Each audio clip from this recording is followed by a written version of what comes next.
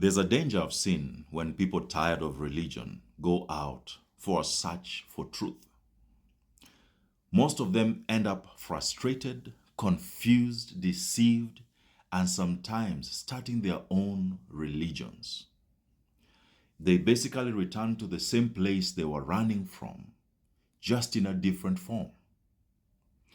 Remember, religion is a man-made system, void of God, in the name of God, to satisfy the interests of man at the expense of another man.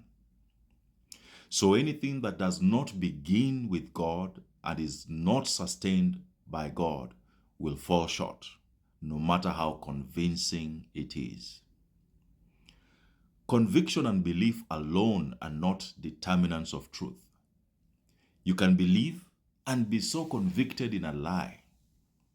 That's why there must be principles and parameters when searching for truth. One lie that grips many is thinking that when I agree with something, then it must be true. That could just be confirmation bias, which is a thinking error. One such principle is that truth is consistent and transcends generations. It's more often than not hidden in plain sight.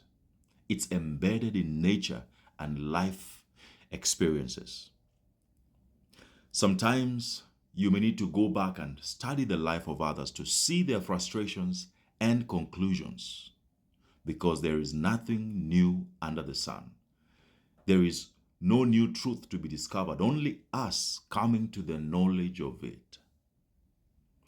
An important parameter is the understanding that truth can only be apprehended from a place of humility. You don't seek truth to prove that someone else was wrong or to boast that you are right. A genuine search for truth will lead you to submit and learn from others, because no one has it all. The moment you feel you cannot be taught truth is the moment you begin to walk in error. Truth is designed to be learned and practiced in community, not isolation. And here I'm not talking of uniformity, but expressing uniqueness that benefits others. Truth brings freedom, freedom to exercise and experience the good that God has prepared for us.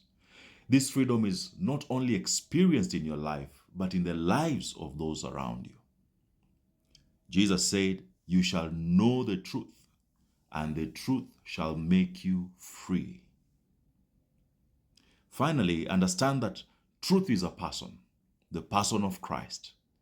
He is the perfect representation of the goodness and freedom that comes from God. He says it himself in John 14 verse 6, that he is the way, the truth, and the life, and no one goes to the Father. In other words, no one will experience the Father except through him. I pray that you will come to the knowledge of truth and be free to experience and exercise the goodness of the Father.